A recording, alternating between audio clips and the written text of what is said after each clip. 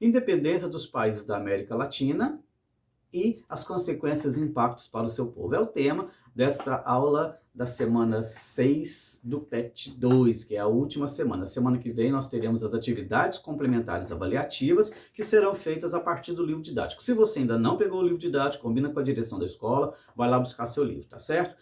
A semana 6, ela é uma semana que ela tem muito assunto, mas são assuntos simples e rapidamente a gente consegue suprimi-los. Eu estou deixando para vocês aqui uma série de vídeos e textos para vocês assistirem, indicações para você poder compreender melhor é, esse tema. Mas, assim, o próprio texto do PET já praticamente tem todas as respostas. Então, ó, tá muito fácil. No formulário também, quando você termina, você já tem a correção automaticamente. Quando a gente fala de independência da América, nós já falamos desse assunto outras vezes, a gente vai falar hoje focar um pouquinho na questão dos grupos sociais. Você tem dois grupos principais aqui dentro, que são os chapetones e os crioulos.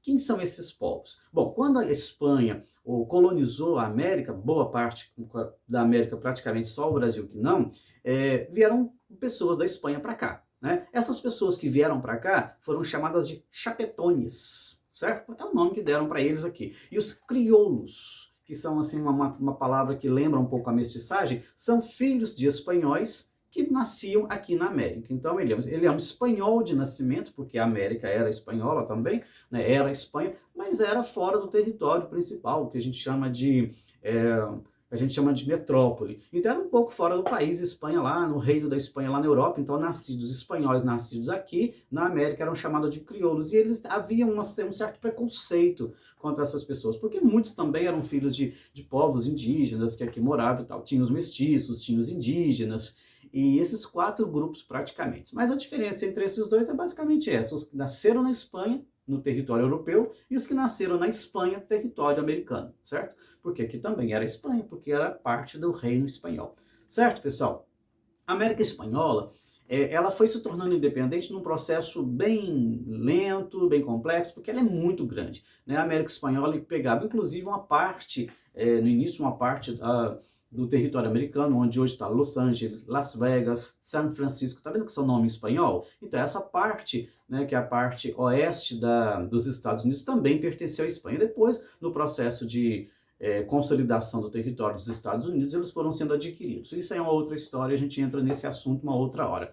Bom, mas os fatores são fatores mais ou menos assim. Nós temos o iluminismo, que foram aquelas ideias. É sempre bom falar que ideias mudam e movem o mundo. O iluminismo, as ideias de liberdade, de república, estava muito presente aqui nos americanos. Né? Destacar, obviamente, a figura de Simão Bolívar, que era um crioulo, né? Você já sabe o que é, que morava aqui na América Espanhola e que ficou um bom tempo na Espanha, e depois voltou com ideias bem interessantes, né? Ideias de independência e tal, e puxou o carro da independência. Ele é um dos principais dos que a gente chama hoje de Libertadores da América. Tem até a Copa, né, o Libertadores da América, em homenagem a essas pessoas que provocaram, né, ou que possibilitaram a independência dos países da América Espanhola. A gente tem que lembrar também que a influência da Inglaterra era muito grande por causa de questão de mercados, por questão de vender, porque ainda havia escravidão por aqui. Isso não era bom, porque o escravo não ganha, o escravo não consome. Então tem uma série de influências, certo? E claro, obviamente, a independência dos Estados Unidos, que despertou,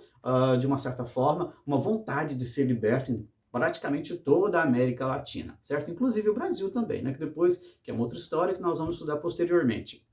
Bom, a questão 3 fala sobre a hierarquia das colônias espanholas. Você vai organizar, tá certo? No seu PET tem resposta, nos vídeos também tem, nos textos que eu indiquei também tem, inclusive tem até um desenho muito parecido com o que o PET pediu. Então você vai organizar de acordo com a hierarquia, que são os chapetones, os crioulos, né? Lembrando, os chapetones, os espanhóis que vieram lá da Europa, os chapetones, os espanhóis nascidos na América, os mestiços e os escravizados, né? Os indígenas e os escravizados, certo? E a participação de Simão Bolívar, José de San Martín, entre outros chamados libertadores da América. Esses dois, principalmente, são os que se articularam e conseguiram fazer praticamente a independência de todos os países da América. E, né, nós vamos ver uma diferença muito grande, porque enquanto que o Brasil, ao se tornar independente, continuou unido, né, à América portuguesa, o Brasil não se desfez em vários países, a América espanhola, a colônia espanhola, se desfez numa série de pequenos países. Bolívia, Peru, Colômbia, Uruguai, Argentina, Chile e tal. São vários, correto? Então, as colônias da Espanha, com esses libertadores, a ideia do Simão Bolívar era criar uma pátria única, do alto a baixo, de norte a sul, uma única pátria. Mas acabou não dando certo por questões históricas óbvias e também pelas diferenças muito grandes entre esses povos, que não eram todos iguais. Certo? Então, faz uma análise aí, tá muito fácil, essa resposta da análise é pessoal. Semana que vem, atividades complementares e a gente se vê, tá bom? Grande abraço.